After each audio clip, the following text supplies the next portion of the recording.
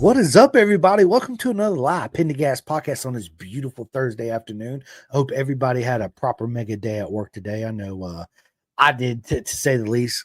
And ladies and gentlemen, it's an absolute honor to sit down with my friend in the legend, Jake Wilde. But before we get into this episode is sponsored by Next Level Financial. Take control of your financial future. Get your complimentary financial analysis today by Seth Starnes. Jake, everybody know who Seth is. He is a suspension guy. He has a suspension company called Next Level Suspension too.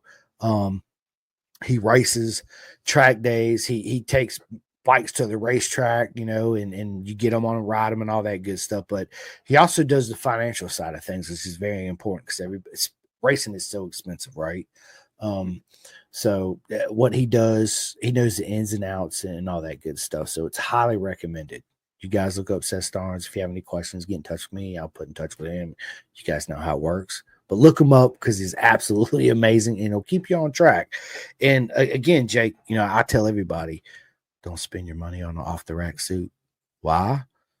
Because they're not going to fit you correctly. And when you have one that don't fit you correctly, dude, it causes all kinds of issues.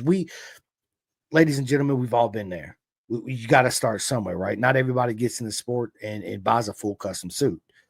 You should, though, right? As much as I talk about it, Jake knows you got a custom suit, don't you, Jake?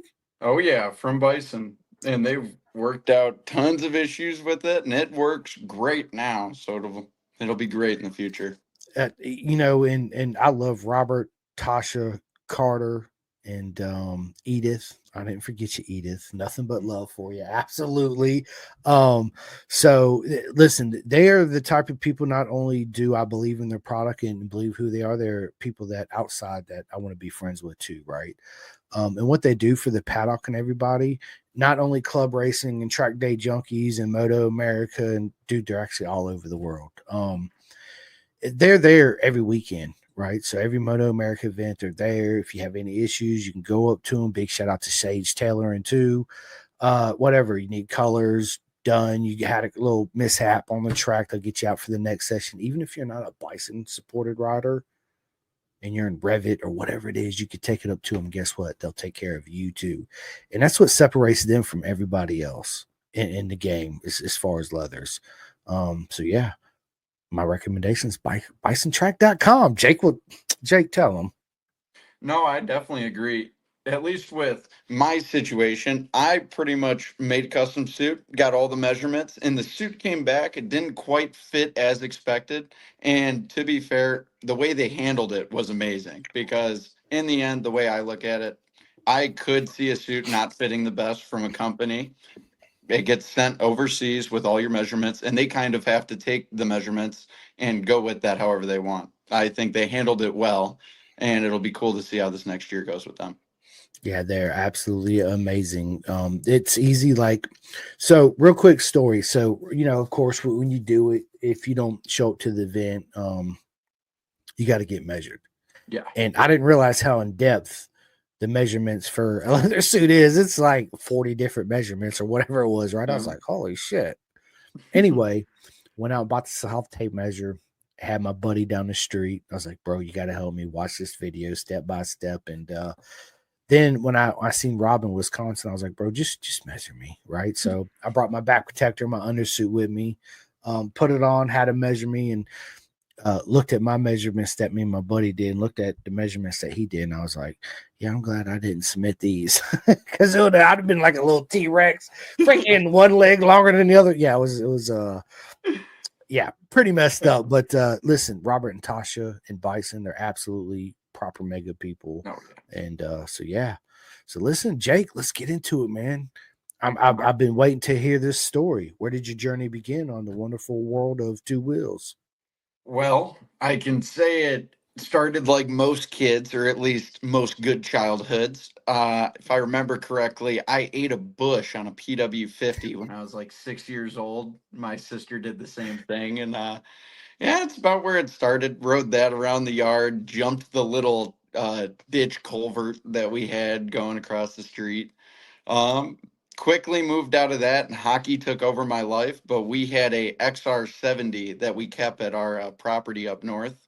Every once in a while, I'd go rip down the paths on the XR70, and that's where I learned how to shift, learned how to do all that good stuff, and kind of went on hold all the way up until I was 17.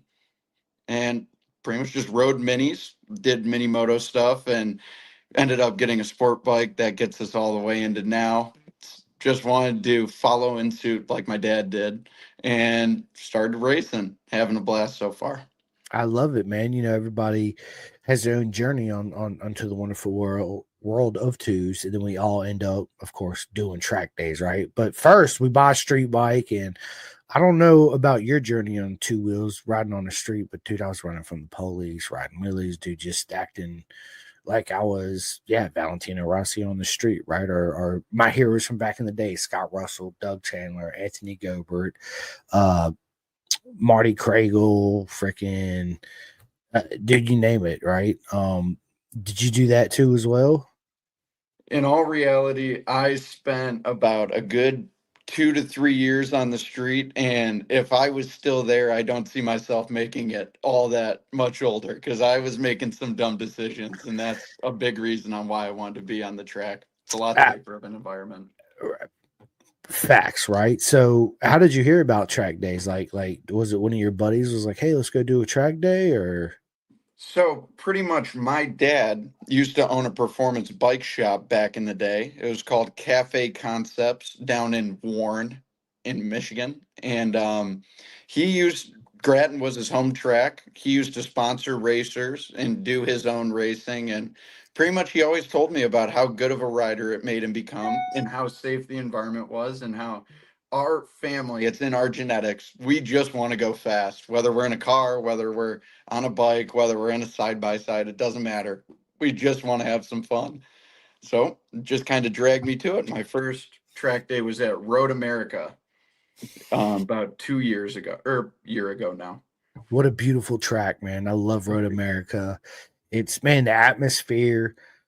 It's huge. Road America, ladies and gentlemen, is a huge track. Highly recommend you at least have a little pit bike, a 110, hell, even a 50. Trust me, you don't want to walk it. You do about 2 laps and be like, you know what?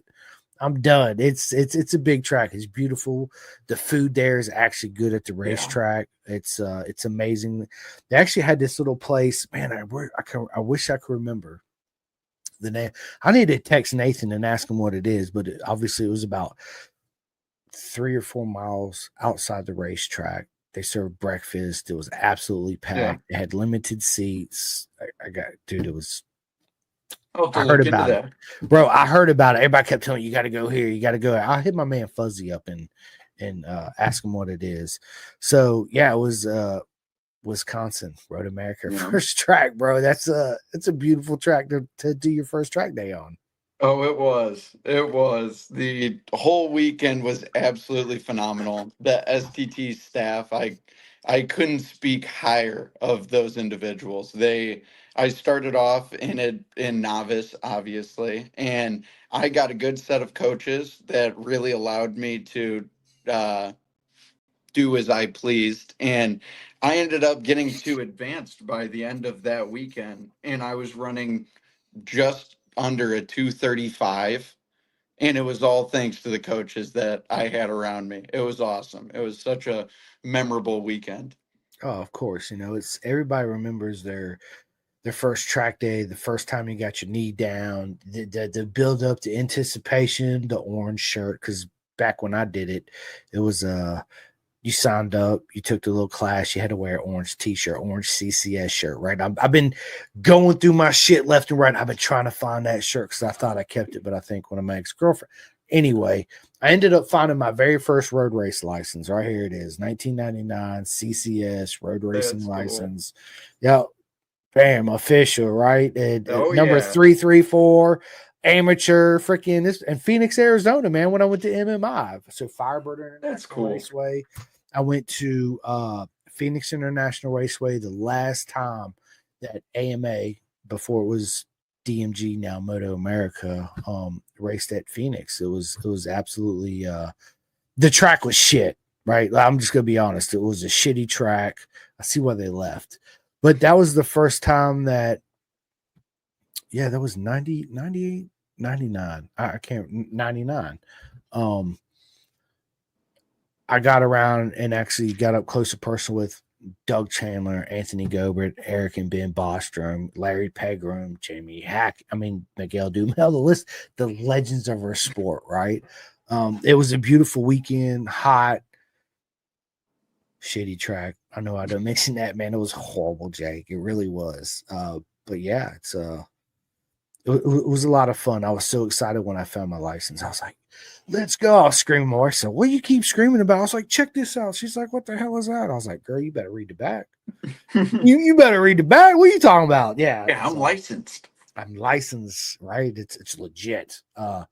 Yeah. I've been looking, man. I've been tearing my room up and all my shit that I ain't been doing a long time trying to find my other license because I'd like to make like a little collage. You know, Oh yeah, yeah, all that cool stuff. But maybe one day, maybe not. At least I got my first one. So, oh yeah. No, my point being is, you'll never forget your first license. You'll never forget your first track day or your first race. And never forget the first time you drug your knee or your elbow. And the reason why I say your elbow is every time I drag my elbow, usually my shoulder follows it, and then my hips, and my bike goes one way. And yeah, so what about you, Jake? Are you dragging your elbows yet? I am. So that actually is something I'm currently working through my bike. So I'll mention this. So for the first year, my bike had 130 horsepower. It's a ZX10, so that is not right. And I tried to tune it myself, and I got a decent increase in power, and I just kind of left it as it was. I ended up picking up a sponsor, Wild MFG, if any of you know. Big shout out to them. They are awesome. But pretty much, I took my bike down for Christmas break, and they allowed me to put it on the dyno, and we worked out the tune and did all sorts of work. It ended up getting up to about 180 horsepower, 170. So it's pushing good power now. And since then, went to Road America and I went to Blackhawk, in which both of those I have started to drag elbow, but I'm on stock suspension, so I need to make some changes. Listen, I know suspension people, my man. Look, Dakari, Kendall, and Birch. Big shout out to my peoples at K Tech Suspension, bro. After this, I'm gonna hook you up. You call them, bro. They'll take care of you 110%. They again, K Tech. You know, there's a lot of suspension companies out there. Oh yeah. I'm personal friends with everybody at K Tech, and they're such amazing people. They know exactly what they're doing, and a lot of people race on K Tech, right? So Yeah, they you do. already know what I'm gonna recommend is, if you're not racing on K Tech, what are you doing? And again, like my man Jake's got on, as you guys see, if you're not wearing a KYT, what are you wearing, right? Oh, and again, which brings me big shout out to my man Eric at Superbike Supply. Thank you so much. He sent me the hat. I got a couple t-shirts. I got the undersuit, and my son actually got some shirts too. He sent him some swag. So nothing but love to you, Eric, and looking forward to our chat. So you guys stay tuned. But anyway, yes, KYTs are amazing helmets. They're actually, they either own Suwami or Suwami owns them. I forget which order it is. So they've been in the game for a long time. I could be wrong. I'm pretty sure also it's Sumi. I could be wrong, but I thought they owned KYT, Okay, if I it could be remember correctly. Suwami, Sumi, yeah, however you want to say it, right? Yeah, tomato. You guys know what we're exactly. talking about. Yeah. Yeah, they're great helmets. That's all I have to say. I love my KYT. I'm not Listen, getting a new one. I don't personally own one yet. I'm going to. I got man. I've had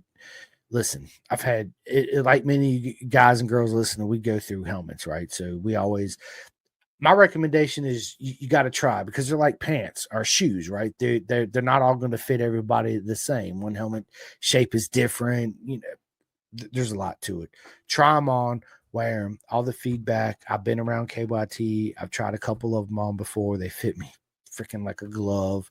And all the feedback I get from everybody is it breathes really well.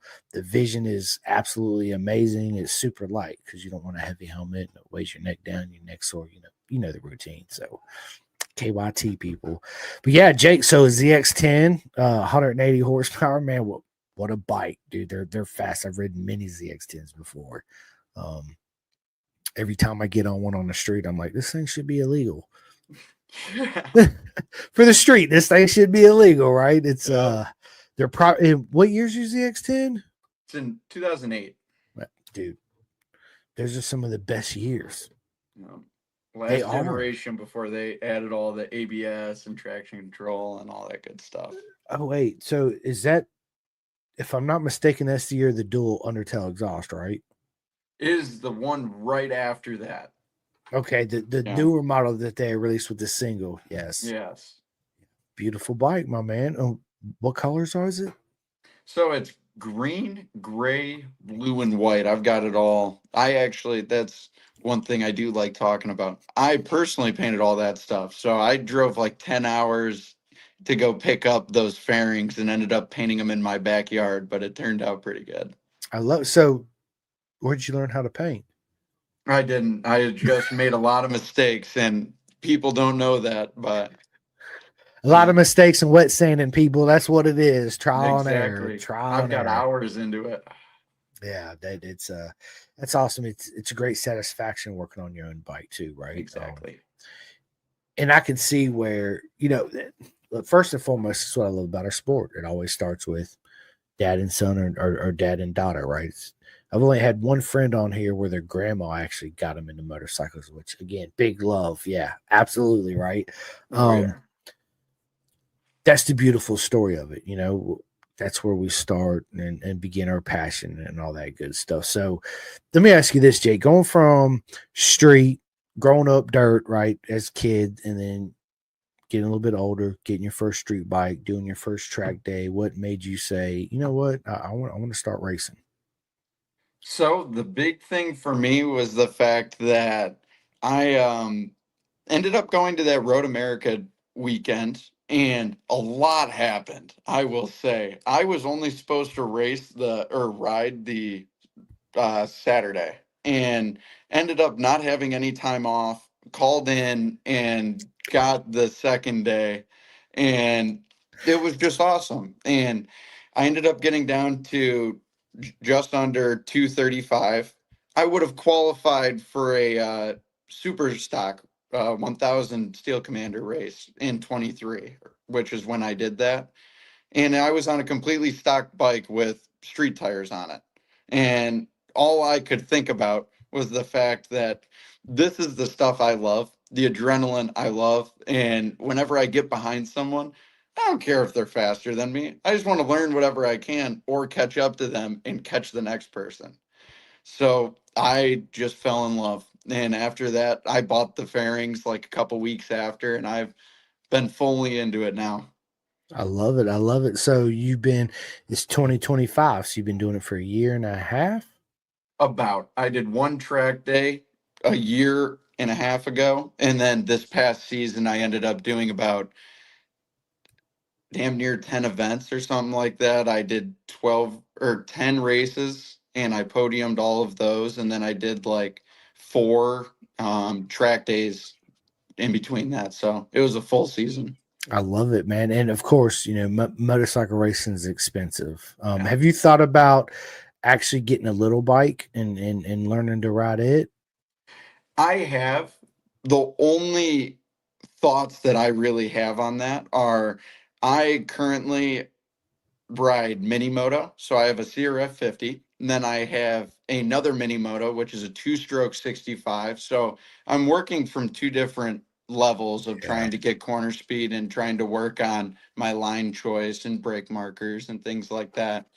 But also the ZX10 is great for managing the power and doing this, that, and the next. And with where I am, at least at the tracks I frequent often, I surely could not go any faster on a little bike than I could with what my lap times are now. I'm yes. Yep. So So that's Carl this is my Soltis. man. Yep, this is my man Jake. Right behind him is my man, the legend Carl Soltis, man. So big shit out to Carl. When you sent me this, Jake, I was like, bro, what an epic pick, bro. Right? Yeah, I Yeah. love it, dude. I love it. That's something, I would love to come up to where you are and get on the You little should. 50s. Oh, dude, we'll work it out. Trust me. Oh I yeah. want to for sure, 110%. I'm a huge fan of mini moto racing and the smaller bikes, as everybody knows. Oh yeah. Dude, that's awesome. So, 2024 was proper mega. Roll on 2025, and here we are. So, what's your goal this year? Do you have any goals or any achievements you would like to hit this season? I do. So I currently do. I don't live at my current home residence. I'm at college, so I live about 10 hours away from my actual home. I Oh, so don't you're know in if college right now. You're in a dorm? I am. I'm in an apartment. It's party time. No, I'm just playing. It will be later. I know that's right. But so I don't know if I got the letter to go up to advanced or expert or not. I will be asking for it either way. And with that being said, I currently run 124, a mid 124 at Grattan.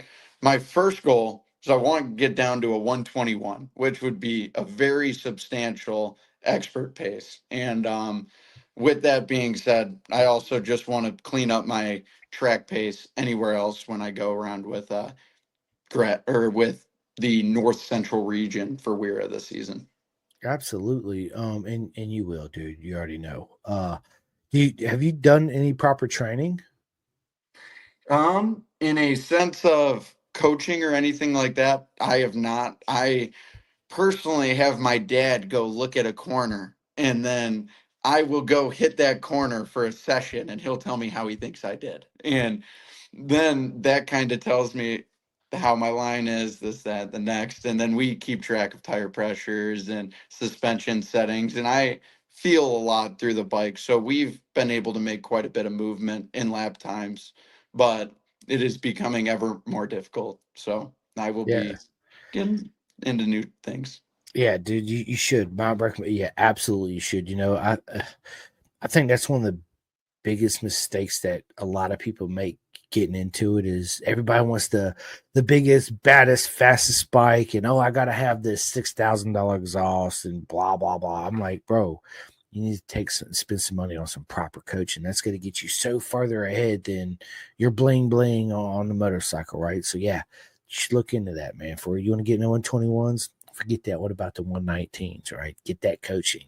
Um, so yeah, man, I'm excited for you, Jake. You progressed so much in the short time you've been doing it and so fast, right?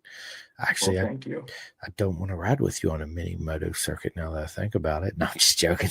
I get my butt kicked, but hey, I'm there just to have fun. I'm not there to set no Me lap too. records anyway. So, and that's why we got into it is because of the fun, you know. Exactly. Yeah, man. Well, good, man. Good. So let me ask you this, Jake. What do you do for a living? Well, currently I do a lot of construction. I've been doing a lot of electrical work. We've been pouring concrete, even though it's freaking winter, and that sucks. But doing that, building a campground, and then I'm currently in my fourth year of schooling to get my electrical engineering degree. I love it, man. I love it. It's very important. Yep. And I know you'll achieve that. So obviously, after racing, way in the future, you'll be an electrician making a shit ton of money because they all do, right? Yeah. Yeah, Hopefully. you will. And let everybody know what state you're in. I am in Michigan. Yeah, so Yeah. right down the street from Wisconsin. Yeah. You know, how far are you from Road America again? So where I'm currently at, that is about a 5.5, 6 hour drive. What about your house at home? That is about 10 hours, Oh, 10 hours. that's about what it is from here for me to Daytona. About 10 hours. Okay. Do you know That's that drive from me to Daytona? don't say none. I would guess 18 hours. It's like 26. Holy shit. 26 hours. That's a hike. You know? Yeah, that's a hike. Yeah, because it sends you right down Wisconsin and you just And bro, that's ride right down straight the line. through. That don't include the stops or the gas or the P brakes or none of that. So yeah, you're looking at 32 hours. Let's just be real, right? Yeah. Damn it, man. My man Jeff's in the house. He says, yo, Jake did his first first year racing, was glad to help him out. Actually, I would like to take a side note with that comment. Jeff Tate, he's an absolute legend. That guy supported me throughout the whole season, and I couldn't be more thankful. My first race weekend at Gingerman, there was a weather advisory, and I don't have means right now. I'm a college kid. I was in a tent, and my bike was under that tent. So, like, we didn't have much. And Jeff Tate offered to have me and my dog hang out in his trailer underneath their sleeping arrangement. It was very nice. I couldn't be more thankful. That's what I love about our beautiful circus is the family you meet, right? It's people you never expect, and when you meet them, it's just nothing but family. And Jeff says nothing but love, nothing but love to you too, Jeff. It's man, I love this sport. And you're right, Jeff is an absolute proper mega legend for Yeah, sure. he is. And that man's Yeah. fast, too. I got to catch up to him this year if I can. Challenge accepted right now. Yeah, and you will, man. That's the beauty of racing, and everybody wants to see everybody succeed and do really well, right? And then we're super happy when you do really good and you achieve, hey, I want to do this certain lap time, and you actually hit it. It's like, Oh, yeah. let's go, baby. Let's celebrate now. It's time to celebrate, right? So Yeah. he says, I love helping new racers. Yeah, it's nothing like it. Seeing that smile, you feeling this energy. It's man, it's really hard to explain when you help somebody out, and especially help them make that advanced step. You know,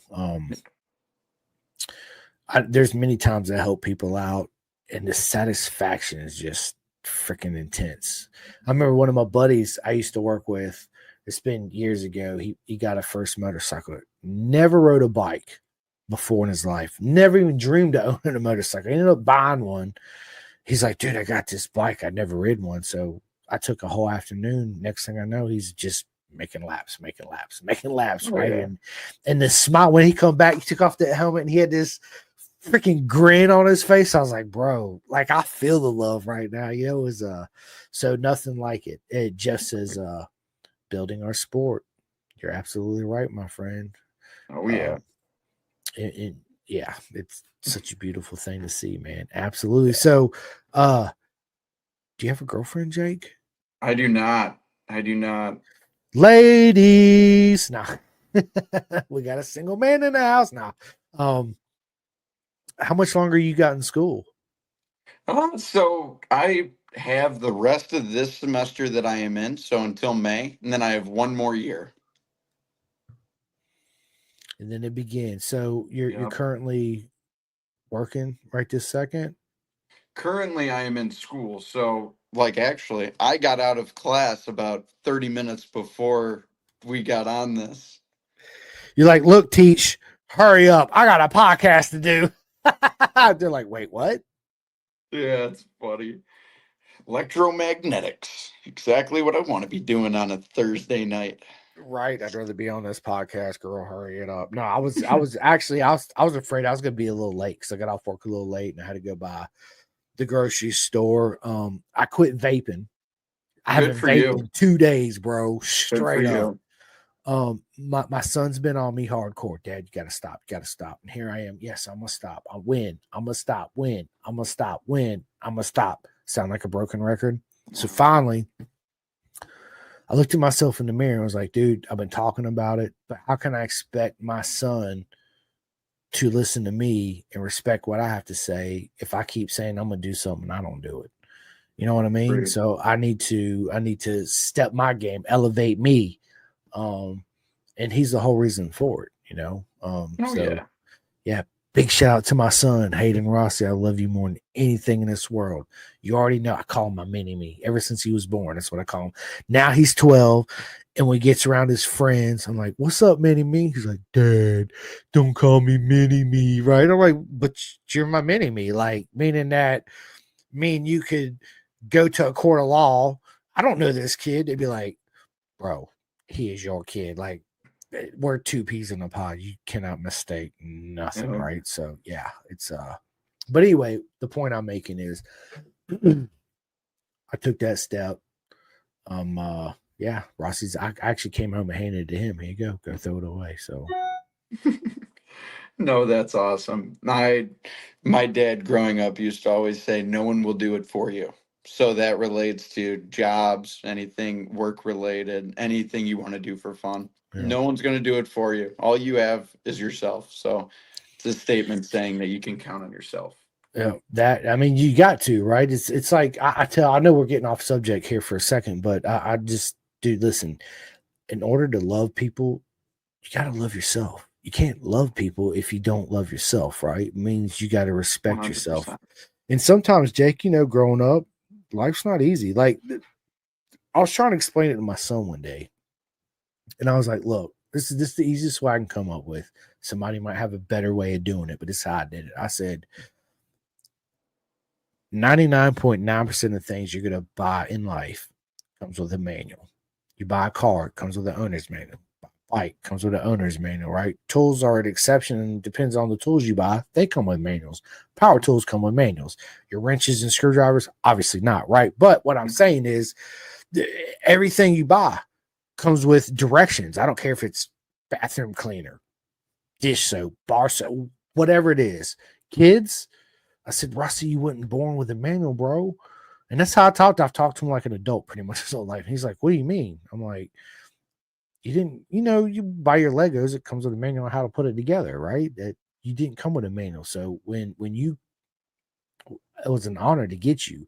And when you came here, we learn together and we grow together, right? So I'm going in this blindfolded. I don't know what I'm doing as a dad. Never been a dad before, right? You never been a kid before. So it's like, we'll figure it out. We're in this together. So, and then I seen this light bulb go, bling. I get it now. I was like, hey, there you go, right? But again, Jake, if I keep telling you I'm gonna do something and I don't do it, you're like, okay. You keep asking me to do something, but I'm not gonna do it because you don't do what you're gonna say you're gonna do, right? So Yeah. No, I get that completely. yeah, I had to step up my game. Yeah. Uh Show 'em who's boss. show them who's boss, right? Am I It's not as difficult as I thought it was gonna be. Um like anything, it's a habit. So I kind of keep reaching in my pocket, going for my vape. I'm like, okay, I ain't got it. Right. Yep. But it's like our sport. It's mental. It's a mental game to it. So No, Jake, agreed. bro, listen, I can't wait to sit back down with you at the end of 2025. When does your season start? Where's your first race going to be at?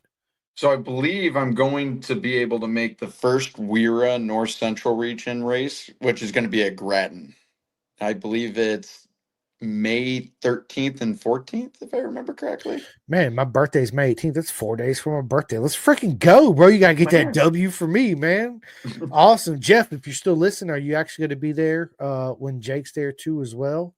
Um, man, He might be. I know he's doing a ton of Moto America stuff this season. What's what he's planning on. I know. I can't wait to finally get to meet Tate. We've actually been friends for a while. We had a couple phone conversations. Yeah. Yeah, I can't wait to finally get him to sit down with me on this podcast. Jeff, what's up, Bubba? Yeah, that he's a good guy. And He's when you awesome. go out to a mini moto event, you'll see him and Carl there too. You'll have a whole crew there. Yep, good friends with Carl. He's absolutely awesome. He said, Jeff says, might it be planning Moto America Road Atlanta is the weekend before? Yep. So I will be at Road Atlanta, Jeff. I can't wait to finally meet you there. Yeah, Road Atlanta is one of my favorite tracks. It's such a proper mega track. That's a track I want to get to, but it probably won't be until I get out of school. You should go to VIR too. I love VIR. It's my home track. It's freaking That awesome. I actually do plan on getting to a little bit sooner. I just don't know when. Well, again, like I said before we went live, dude, you just call me, you let me know, and you go and see you Thank there. you. Come by, Jeff. You already know I'm coming by, bro. Absolutely, I'm gonna come by and see you. Just prepare for that big bear hug I'm gonna give you too. So yeah, it's freaking awesome, freaking yeah. awesome. So you gonna take home a championship this year? What did you say? Are you gonna take home a championship this year? Oh no. In all reality, for me, if I were to stay in novice, I don't believe I would have any issue. I at least with my races at Grattan, was running a 124, and I had the fastest lap time for that. Like the whole weekend for novice, I was running the fastest lap. But the guy, this was back when I had 130 horsepower, he would put 14 bikes on me down the front straight, and I would catch him and he'd leave me. I'd catch him and he'd leave me every time. So I couldn't end up coming back. Now I've got the power. I'm going to have no issue doing what I want to do. And it's a level of confidence that comes with it. So I don't think I'd have any issues there. But if I go up to expert, all I want to do is get up to those lap times. Because if I can hold that and get some new suspension on my bike and be in a good place for the following seasons, I'll be happy. Absolutely. And bro, you'll get there. I'm Oh, yeah. 100% confident you will, right? So, let me ask you this. Where do you want to be in 5 years in road racing? Where do you see yourself? Probably racing in Moto America is what I want to be doing. I am not saying I'll be going that fast on the grid, but I will. I have no doubt that I want to be on that grid in about 5 years because that'll give me time to get a bike, get my pace up, go to tracks that I want to, and I'll be in a good spot by then. So, what's your next race bike? Uh, I mean, in all reality, this goes back to what you were saying. There's nothing that my 2008 Kawasaki ZX10 can't do. And I kind of think the idea of going out and buying a like super fast bike is great if you can use it, but I can't use it yet. I have no reason to get away from my ZX10 because I'm going to go buy another manufacturer's bike and run into the same suspension problems or electronic issues or whatever. And I'm going to have to start dumping money into it. And I'll have to do the same for my bike. So might as well wait until I get up to a point of trying to get into Moto America. And at that point, whatever comes to me. I've heard the R1 platform's pretty cheap to get into. And then I've heard BMWs are super expensive to get into. So leaves me in quite the pickle, but I know I like BMWs and I know I like R1s. So What about the Honda? Jeff could tell you all about the Honda, right? I mean, they're a great bike and they got the most contingency.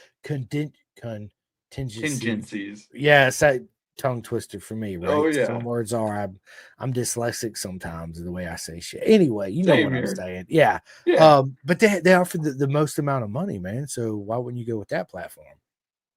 Personally, I've hated the ergo on Hondas ever since I started riding sport bikes. I'm a big fan of long tanks. So like the ZX10, I lay on that bike. Yeah. Yeah, it's kind of nice. And then the BMW is kind of the same way. The R1 is a little bit different. The tank's real small, so you're never really on it ever. So that'd be different. But yeah, the Honda, I was just never a fan. I couldn't get comfortable. I Hondas make great. They all manufacturers make great bikes. Let's just be honest. They're like women. I consider motorcycles like women, right? You as soon as you sit on a bike, you know, okay, I got to change this, I got to change that. Of course, Oh yeah. any bike that I've ever owned, my go tos is rear sets and clip-ons. Those are the first two things I buy straight up, so I can set it up to suit me and the way I like it, right? Because 99.9% of the motorcycles I own or have owned, when you get on them, I feel like my elbows are touching my freaking body because the clip-ons are like this, right? I like my clip-ons to be out here wider, so I got more leverage. It's more comfortable for me. Um, yeah, that's 100%. You know, With that, if you don't mind if I no, ask, go ahead. I that's something Jeff Tate actually brought up to me when we started riding. I was running about like a 128, maybe a 129 at Grattan. And then we went to Gingerman and I've never been there. And I just had an issue keeping the front end stable around corners because the front end wanted to lift and it's a bumpier track. At the time I didn't know this, but my stabilizer had gone. So it was pretty much just speed wobble at that point. And I talked to him and he's like, you'll drop 3 seconds the moment you put your bars out. So I put my clip ons out and they're pretty much perpendicular with my triple tree now, and or pretty much in line with my triple tree. He's right. I dropped 3 seconds almost immediately. So that's something I'll say to anyone. Do it immediately. 100%. I say it to my knucklehead friends that look at me like it's not going to make that big of a difference. I was like, look, I'm not going to say it again. I gave you Do it. my advice. If you don't listen to it, fine, don't listen to it. Right. And then they'll sit on my bike. They're like, holy shit, your clip ons are so far out and this and that. And I'm like, but I set it up for me. Right. First thing, clip ons, rear sets, clutch and brake lever, and of course your rear brake and your gear shifter. They got to be, and you can't wear your tennis shoes. You got to put on your proper gear in Oh, your yeah. boots in order to do it because that makes a difference. Right. So, Mm-hmm. you got to set it up for you to feel comfortable in order to want to push, and then Yeah. everything else plays a part. Suspension, tires, yada yada, yada. Load in the front. Listen, we're not going to get into that. Weighing that pegs, outside, inside, blah, all that. Head up, elbow, blah blah blah. Yeah, Oh, yeah. there's a lot to it. It's No, there fun. is. It really is. Listen, I'm excited. I can't wait to sit down with you. I'd love to. Of course, this is the beginning of 2012. This is our first intro 2025. I meant to say. Yeah. Let's do a mid-season recap, and then at the end of the season, I'll get you back on. We'll go over the whole All 2025 right. season, what's going on in 2026, and all the achievements you would have achieved, and the wins, and hopefully a championship, and at the expert level too as well, which I have no doubt you'll be there ASAP for sure. Um, Jake, dude, this has been absolutely. We're 41 minutes into this. It goes by so quick. It Every time I does. look, I'm like, bro, we're 30 minutes in this. I look, keep up with Eh, it, but I'm like, shit, dude, we're already so far into this, and we just started. There's so much more to talk about, but we'll save a lot of it for part two, as well as is Jake's midseason update. When is the beginning of your season? You said May. yeah, so it'll be May. Hang on, let me. May. April, May. All right, cool. So my birthday is the 18th. So you're racing that previous weekend, the 15th, I mean the 16th and 7th, or the 9th, 10th, and 11th. I believe it's the 15th, 16th, and 17th. I can pull it up really quick. Yeah, well, the 15th is a Thursday, the 16th is a Friday. If you give me 2 seconds, I've already got it loading. No, you're good. Jeff Yeah, says, so yo, 17, 18. bro, that's my birthday, dude. We got to Oh, get you man. on straight up, dude. So yeah, after the podcast, just stay with me. Jake wants to know, yeah, is Jake going expert this year? I want to. If they send me the letter, I'm going to have to send them a letter soon. They're going to be hearing it. In the end, I don't know what their logistics are behind getting into expert, but my lap times weren't all that far off, and I did podium every race that we did through them. So I don't see exactly what holds you back versus what doesn't. Yeah, you'll get there, bro. Just take any recommendations on how to or what he needs to do to go expert. I said two twice. Y'all Stay on catch his that? tail is what I need to do. Stay on that ass, and you will. Right? Let's Uh, freaking awesome. He says you'll get the letter soon. Then there you go. All right. Absolutely, I you hope will. so. So, I'll be holding you to that, or I'll be taking yours.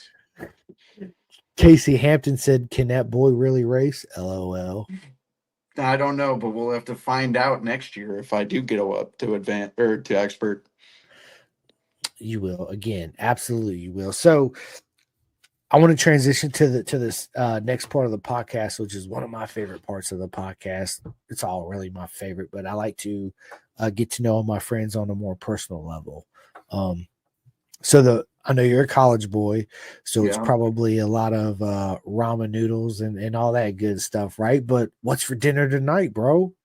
So I get set up pretty well. This is one of my favorite parts about school. I personally eat pretty poorly, and my parents, they set me up very well, and they say that if they put good ingredients in my house, I have to make it. So I pretty much get a little bit of help from them, and I get like my mom will sometimes make food or give me stuff pre-seasoned that I get to bring up and I'll freeze and I'll make it. So I ended up having a chicken and summer sausage gumbo with some homemade sourdough. It was phenomenal. And I'll have spaghetti Bro. later. Bro, big shout out to moms and dads out there looking out because I'm gonna be the same way. My mom was the same when I was in Phoenix. She used to send me boxes of food, like 150-pound boxes of just food, bro. Right? Because she wanted to make sure I eat well. You know, my mom's always been a healthy person and make sure I don't eat a bunch of bullshit. So that's where I get my love of cooking and all that stuff from is my mom. So big Yeah. shout out to all the moms out there looking out for your everything's right. Yeah. Dude, that's awesome. I love it, man. I love it. Let me ask you this: do you have any pets? I do. So I have my dog Beamer. He's a purebred Siberian Husky, and he's sleeping at my feet right now. I love it.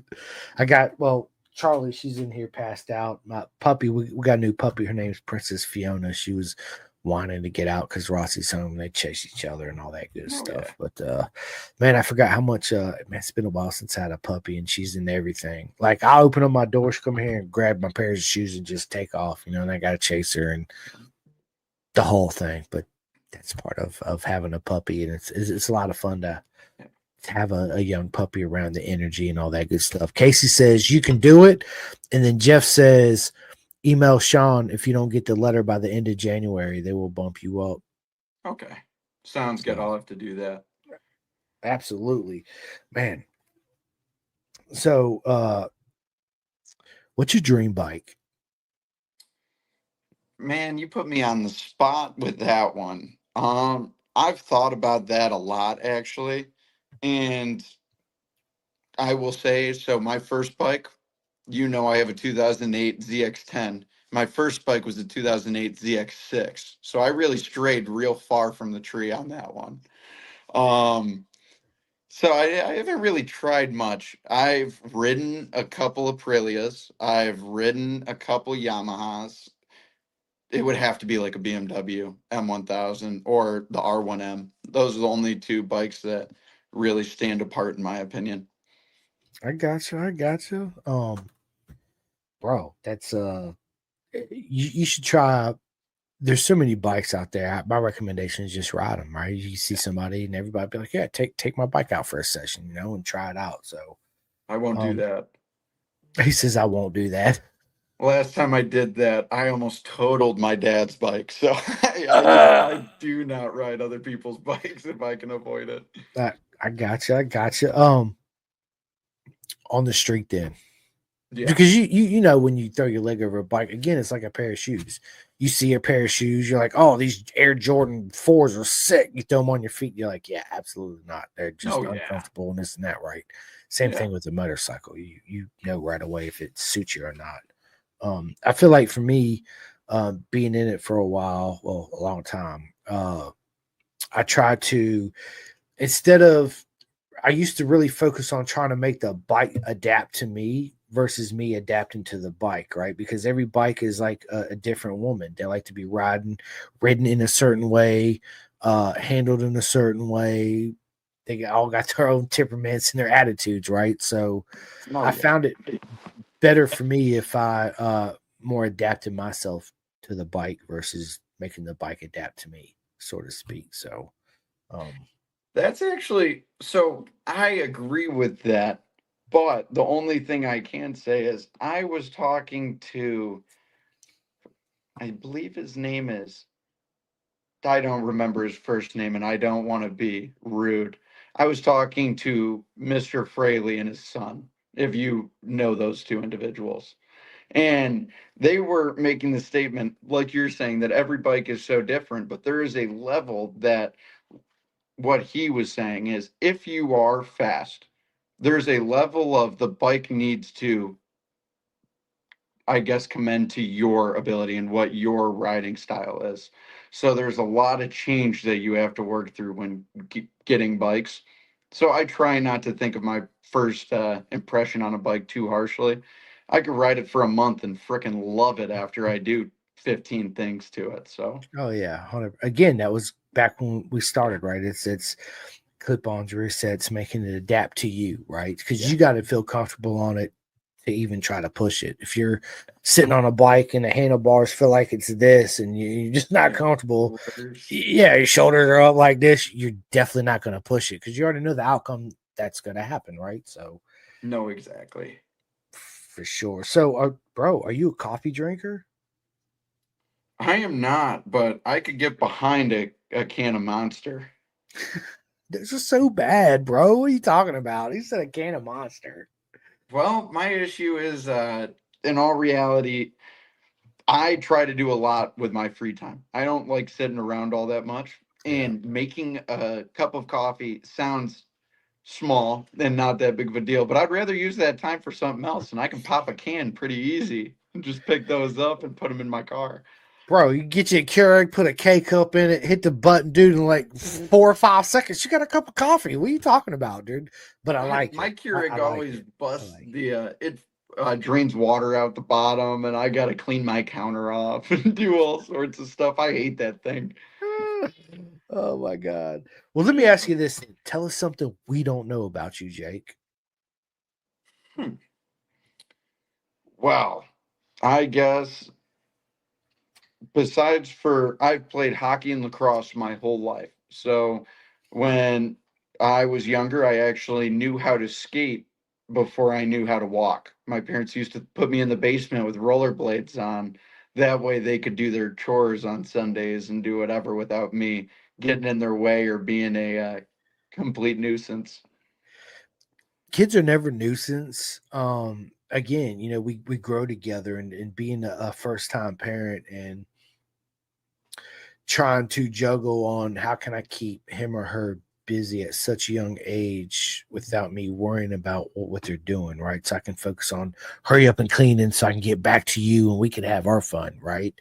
Um, it's when your son or daughter first gets here, they can't walk across, so you could just put them in their little swingy thing or whatever it is, and you can vacuum, clean the bathroom, take a poop. Let's just be honest, right? Do anything. Free, like mind clear, take a poop.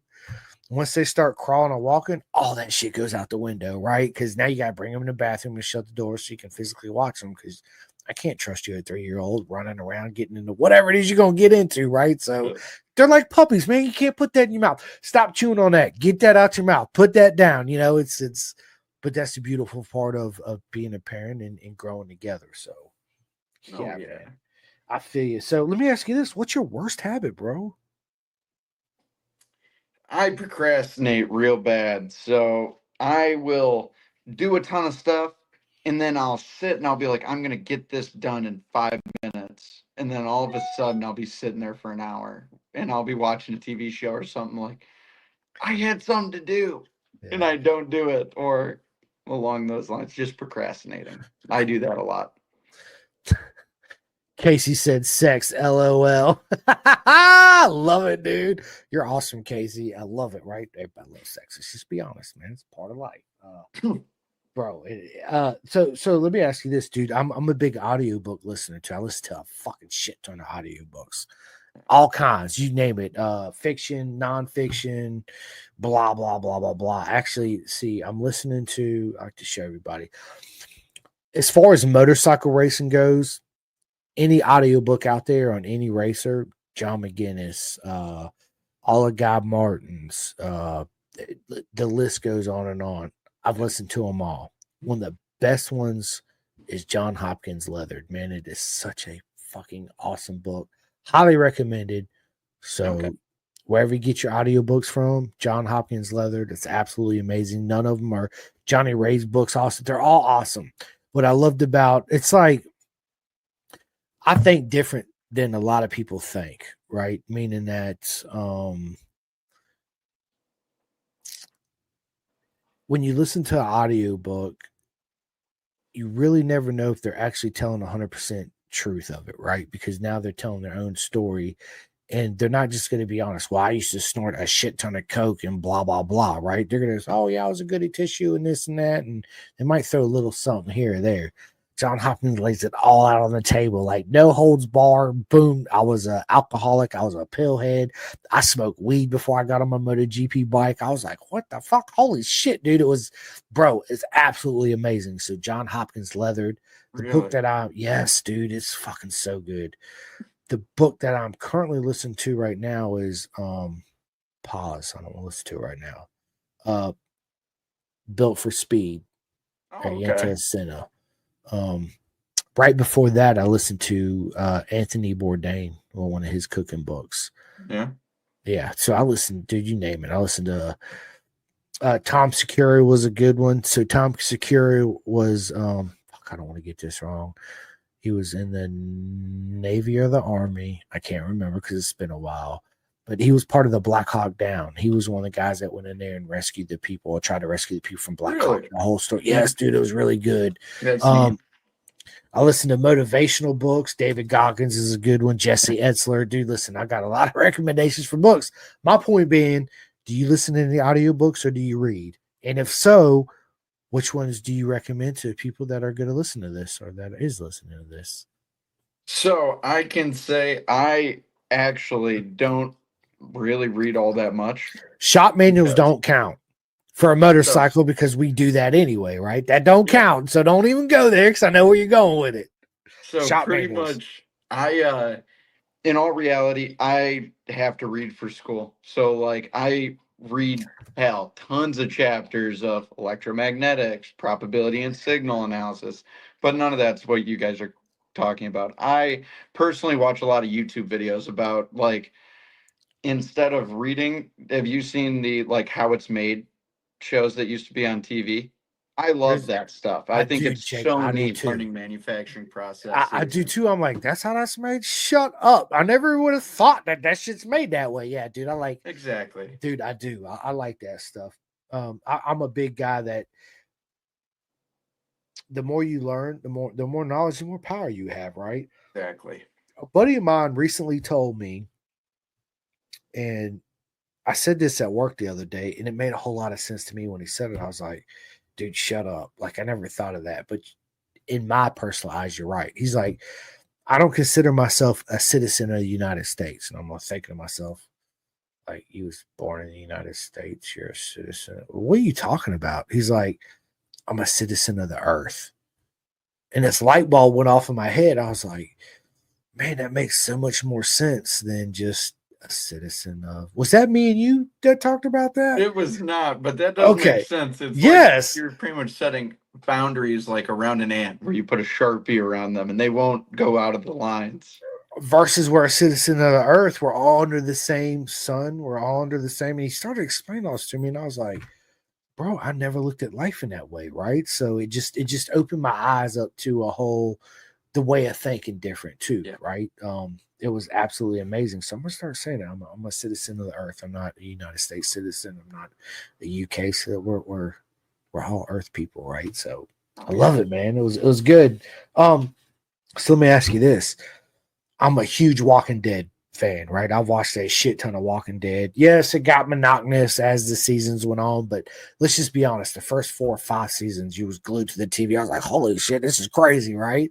Um, Yeah, is there anything that you are currently watching on TV that you can recommend to people? there is. So I have been watching on Netflix the series called Suits, if you've seen that.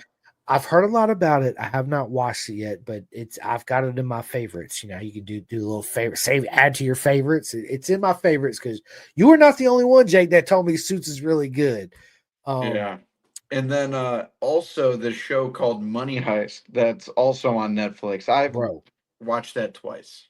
Okay, so I was in the UK 03, 03, 2023 when I went to Yes. BSB, and they were like, bro, have you watched that in Peaky Blinders? I was like, I've heard of Peaky Blinders. I never really got into it, but Yeah. since then I started watching Peaky Blinders and Money Heist.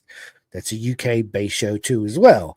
Um, I know because I looked it up, and again, it's added to my favorites list. Yes, Yeah. I definitely want to watch that. Good. 110%. I just got done watching Dune 1 and Dune 2 because I'm a big sci-fi nerd, right? Everybody knows I love Star Wars, which I'm gonna Yeah. ask you that here in a second. Um, I am. Let me see. Let me pull up my Netflix real quick. I do this. I love these real, genuine conversations, because we learn a lot about each other. No, You know, exactly. 110%. So another buddy of mine told me the 100. So I started watching the 100 too. Yeah. I've watched a little bit of that. I never got into it that deep, but that was an interesting show. Yeah, it's for those who don't know anything about it. It's we're living in space. The Earth, I guess, got bombed and it's uninhabitable. So they think at the base space station. I guess if you're bad or whatever, they send you down to Earth to sacrifice you to see if you can live or die. And communication, all this shit. So take it as Yeah. you will. But yeah, it's I don't yeah. know how far you got into it, but I had some friends who watched that up here, and I randomly saw an episode out of like season 3 or 4. Oh my God, that show took so many turns I would have never expected. Yeah. See, I want to say like this third episode or fourth episode. The problem is that you start something, but man, like I don't get a chance to watch a lot of TV, right? So when I do, it's like I feel like I got to kind of cram it all in one time, you know. So I'm like, I'm watch one episode of this, watch one episode of this, and then my mind's all over the place, and I'm like, shit, I missed half of this episode, even though I'm watching it. I'm really not watching it, you know, dude. Yeah. The whole nine. So Oh yeah, yeah. one of the best TV series that I've seen in 2024 was Masters of the Air on Apple TV. That was so Really? good. Yes, Okay. such a great show. Um, it's rare that a show will grab me by the boo boos and just pull me in. I'm just glued to it. You know, of course, motorcycle racing, any documentary on, like, the documentary on Formula One, Drive to Survive on Netflix is absolutely fucking phenomenal. And then you go Gonna watch have a to real watch that. F1. Bro, you ain't watched, Not dude. that one. I Bro, didn't you even know gotta that. watch Drive to Survive on Netflix. It'll, dude. If you're not a Formula One fan, it's gonna fucking suck you. You're gonna be like, dude, this sport is absolutely awesome. And you go watch a live F1 race, you're like, this is nothing like Drive to Survive. It sucks ass. Like, but the show is really good. Awesome. Yes, you gotta check it out. So podcasts, you know, I listen. Obviously, I'm a podcaster. I listen to a shit ton of podcasts. Um, is there any other podcast out there besides Pendergast Podcast? Thank you so much that you listen to, right? No, I tune into these, and that's pretty much all I see.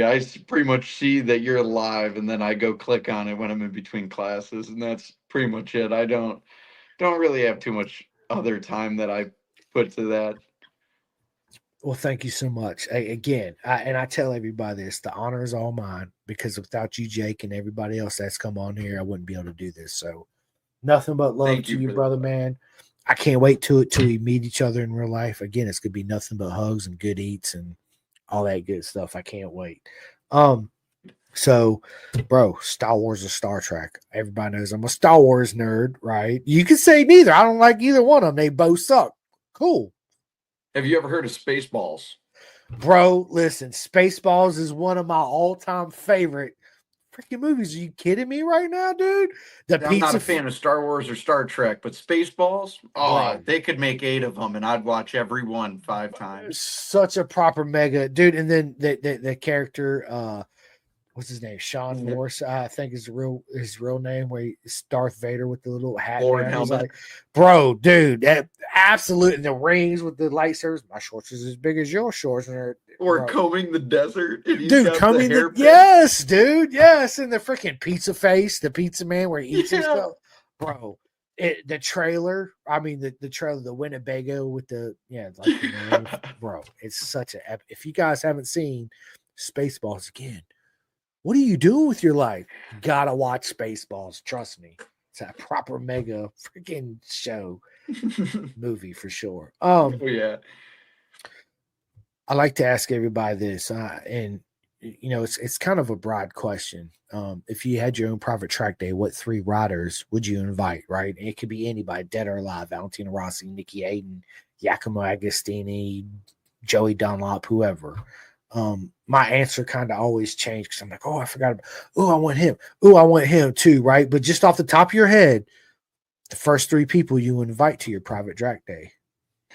Well, that for me is actually pretty easy. There's three people that I actually like a lot because of their riding styles and because they're unique and they're very different. They ride the way they want to ride, and that puts them in certain positions that may not be good, but it's the truth. And so, personally, it would be like Josh Heron.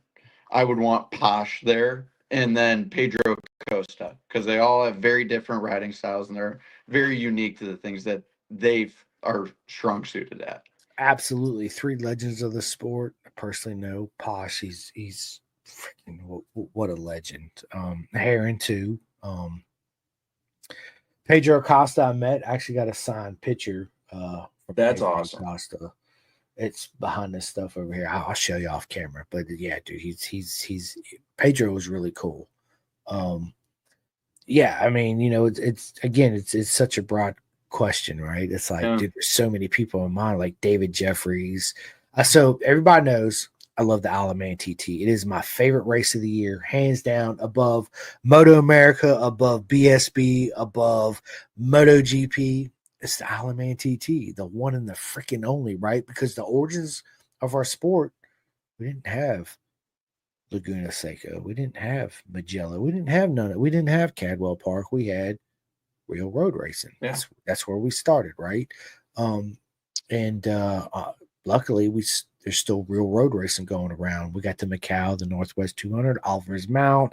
Listen, I could sit here for hours talking about real road racing, right? Let's just be honest. But yeah, so I got of course, Miguel Duhamel, Joey Dunlop, and Giacomo Agostini, the two posters right here. They're at the TT. Would you ever race a real road race, Jake? I would. I think they're really unique, and I had a problem of road racing streets when they weren't road races. So I think if I ever got the opportunity, I would take my chances. Well, luckily for you, I got friends in the industry, bro, and I can point you in the right direction, get you the phone numbers, and Oh man, who knows? We might yeah. see you at the Northwest 200 or at the Alaman. Yeah, absolutely, bro. Um, It's on my bucket list. I tell my wife this right now to this day, like I always have. The Alaman's on my bucket list. If I don't get there while I'm still breathing, burn me, put me in, fuck it, a plastic bag. I don't give a shit what you put me in. Just leave me there. Fly me out to the fucking TT Alaman. I don't care what corner. You just dump me and say Leave goodbye. it. Deuces. Enjoy the rest of your life and have fun, right? But Yeah. yes, that's how serious I am. I want to go so bad. So it's That's on my something bucket. I always talk to my dad about. He speaks very highly of it. And that's originally before he told me anything about him. That's what got me into riding. Because the freaking Isle of Man's crazy. The fact it's only been like 100 years or something, 250 deaths, and people are flying around that island. Like, it's cool. It's cool. It's unique stuff. Uh, it originated in 1907. Yeah, so just over 100 years. It's absolutely, man, dude, TT, the emotions. It's absolutely amazing. And people Yeah. ask me who my favorite racer is, and dude, it's all my friends that race. You, Jake, and dude, all my friends that race around the world are my absolute favorite racers. When Valentino Rossi retired, I found myself looking at a sport in a different way than I ever looked at it. And this is before I even started podcasting, right? Yeah. And then once I started podcasting, I got into the beautiful circus and I met all these amazing human beings that I never thought I'd be friends with and get to know on a personal basis. They're all my favorites. You and Jeff Tate and everybody, right? Because I want to see you guys and girls succeed. And to me, I get the most pleasure out of that versus watching Pedro Acosta or Jorge Martin win a race, right? Because they've made it. They got the millions of dollars where you guys are paying millions of dollars just to be there and race, right? And again, the joy that I get from seeing all my friends achieve what they want to achieve is just no feelings can replace it for sure. So yeah, No, I agree. absolutely. 110%. So listen, dude, we're a little bit over an hour in this. I'm not gonna keep you on too much longer because I'm starving. I'm gonna go in here and cook some freaking dinner, and feed the family for sure. So I ask this question to everybody. Do you have any superstitions when you prepare for battle? Like, do you got to put your left boot on before your right boot? Not really. I guess the big things for me is when I get on grid, I, for a fact, and I'm sorry, my dog is No, playing you're with his good. little whale right now. I love it. I'm very big on when I get onto grid, I pretty much do the same thing every time. I do a mini stoppie, put my left foot down, and that's it. I just stay right there, pop my visor like an inch. And I haven't raced that many times, but I've done it every time, and I doubt I'll change that for a long time. I love it, man. I love it. I love it. I love it. What's your spirit animal, bro? Well, this actually goes back to hockey when I was a kid, but I would say it actually works with racing pretty well. A honey badger, because I sure as shit might not win, but I will give you hell the whole time until I lose. And they're just a crazy animal. And That that's how I try to take situations in my life. I love it, bro. I freaking love it. If you could have one superpower, what superpower would Jake have? Wish I was the Flash. I'd win every race. Right, Yeah. bro. Celebrity crush. Who's your celebrity crush? Oh, I don't know about that. I've always thought those were funny to me. I don't really have any, not that I know of. Bullshit. Anyway, we'll save that for the next one. I Yeah. love it. I'll I love it. now you gave me some time to think about it. I'll come back with one, but at the moment I do not have one. That's right. That's right. I love it. You will. Everybody's got one. What advice would you give your younger self being where you are at right now? I know you've been into it not very long, but being where you are, you've learned a shit ton, right? To where you are now. So what advice would you give your younger self when you first started? Well, I guess with racing, this is more advice for life that I would give myself that would have led into racing.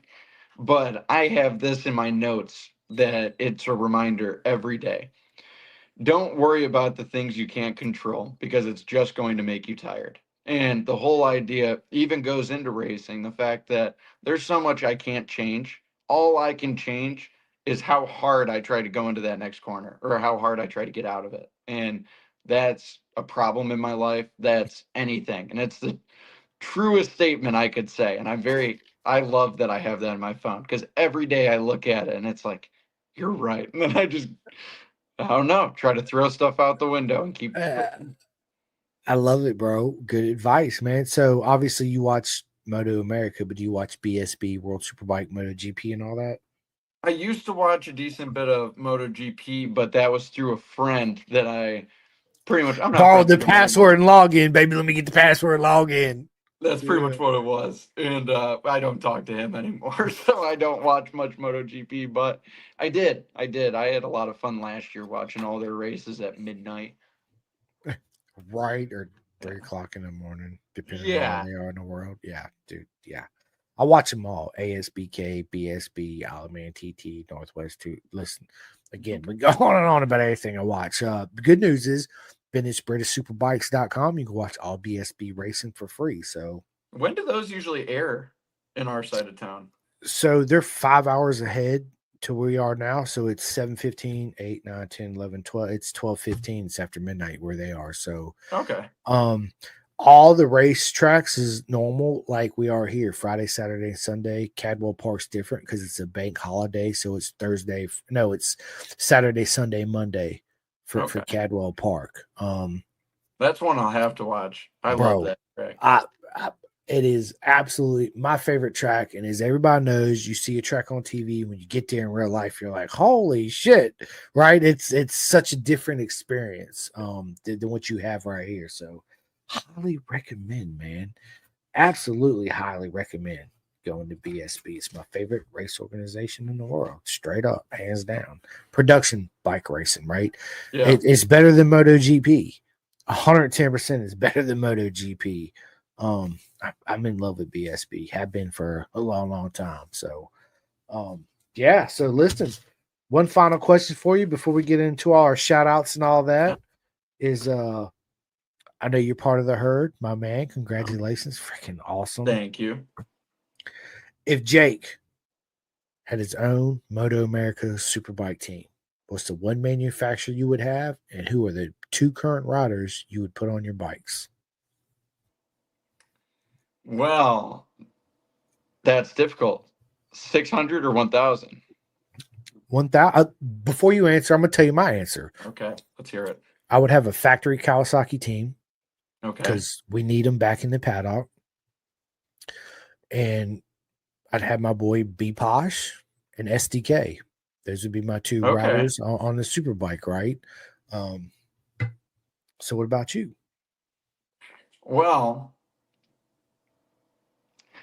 first off, Ducati has been winning a ton, and I don't feel that that is completely their own doing. I feel a lot of that actually is the change of rules and how they almost, it seems like they get a little bit of a buy. They've got tons of CCs for what everyone else gets. I would probably go with a Ducati team, and Heron was doing great on that Ducati, and I think he's fun to watch when he's on that Ducati.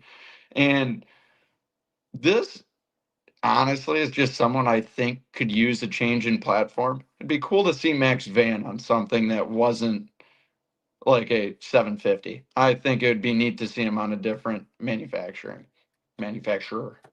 110%. Big shout out to Max Van, Brian Van, and the whole STG, right? So I Yeah, they're tell good everybody, yeah, they're freaking amazing people. They're absolutely amazing. I got so many friends in the industry. I'm gonna end this podcast here in a minute. I'm gonna actually let Jake end it, but I need to give all my shout outs real quick. Listen, big shout out to everybody that listens and likes and subscribes to my podcast. I love every single one of you because without all you, I would not be able to do this and make this possible. If you had not had the opportunity yet, please go to my Podbean, Spotify, iHeart, Facebook, TikTok, the whole nine. Hit that like and subscribe. It helps me out a whole lot.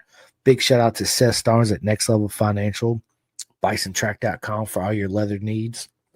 My boy Jeff from Chef Eats, which is freaking proper mega food. Do you have Chef Eats, Jake? So I don't believe I do this season, but I did last year, and it was awesome supporting them. I ended up buying a decent bit of food and just giving it out to people I knew at the track, and they all loved the food. It was awesome. I freaking loved that organization and the people that are around it. Absolutely. Big shout out to him. Dude, you need to get back on Chef Eats. I'm going to call Jeff, dude. Listen, I'm going to call Jeff. Big shout out to my man, dude, at TST Industries. Absolutely amazing. If anybody's in the market, for all these people are my friends within the industry. You're not going to go wrong ordering from any of these guys or girls, right? So big shout out to TST.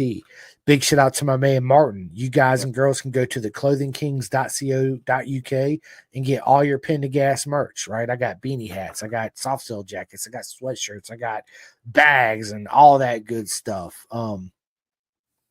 That's where I got my soft shell jacket and my hats and my beanies from was from them. So big shout out to them. Big shout out to my man Eric at Superbike Supply, right? Again, SFL Mini GP, R&D Racing, and my man Jake Marsh. Vet2Track for all my veterans. Go to vet2track.com. His motto is curing PTSD one lap at a time. An amazing program. Big shout out to Flying Eyes Optics for all your sunglass needs. I love these sunglasses. I used to take them around and let everybody, I still do wear them, but I got to watch my wife and her friends because they freaking steal my sunglasses. I got Oakleys, I got Maui Jins, I got Costas. Listen, everybody's got their own kicks and freaking all that shit, right? These are so light. I forget I even have them on my face. Look at these arms, bro. They're made and assembled in Austin, Texas, here in America. I mean, you can just hold them here. They just bounce right back. They're actually made to wear either a pilot. So motorcycle racers, they're pilots. You're a pilot, right? Whether you're flying a plane or flying on a motorcycle. They're so comfortable. The first thing I did when I got these is I've been wearing them ever since. Again, they're super comfortable. Use a discount code PENDAGAS10, get 10% off. Super amazing. I'll bring them. So when I meet you, I'll bring them. You can try them on and wear them out for the day. Awesome. Big shout out to my man Tate at 64 Degree Racing. He sent me a 2-piece undersuit. Yes, I'm a Bison ambassador. And I tell everybody this, you got to have at least 4 or 5 different undersuits. You don't go to a track or a track day or a weekend with one undersuit. We've been there. We've done that. That's a rookie mistake. Yep. I'm trying to prevent you from doing that. I love my Bison undersuit. What my standout feature on my Bison undersuit is the man zipper. I ain't got to take everything off. And I'm good to go, right? Yeah. My 64 Degree Racing undersuit, it's a 2-piece, and it's my favorite 2-piece undersuit I've ever had in my life. I got Aristachi, Alpine Stars, yada, yada, yada. 64 Degree Racing's hands down. My boy Eric from Super Bike Supply sent me a 1-piece undersuit. I'm super excited to give it a try. And that's actually made by Envy. So, yeah, I get to try an Envy undersuit. And I'm good friends with Darren, right? Darren runs Envy and owns Envy. So big shout out to them. Ghetto Customs, Chris Parrish for all your custom bodywork needs. Best bodywork you can buy in the industry. Carnes Performance out there in Pennsylvania. If you're in Pennsylvania, look no further than Carnes Performance. Best dealership hands down. KYT Helmets. K-Tech Suspension. You guys already heard me say that, man. Big shout out to Birch, Kendall, and Dakari. RTR out there in North Carolina, ready to race. Coleman Power Sports here in Virginia. My man, McLeod Escapes. Road and Track Tour. Dude, you can sign up for him and ride MotoGP racetracks, right? Who wouldn't want to do a vacation and ride some MotoGP racetracks and then ride the country and the hotels and taste the food and authenticity? Check them out, man. Absolutely amazing. Road Racing World. I need everybody to go to roadracingworld.com, sign up and donate for the Road Racing World Fund.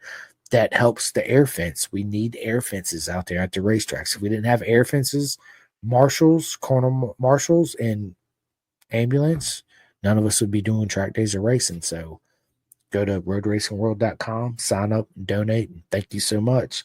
And then again, you guys heard me just say it, STG, Rhino Max Van. Nothing but love to all my friends in the industry. I've done enough of this. Jake, you tell everybody where they can find you, how they can support you, and where they can find you at your next race.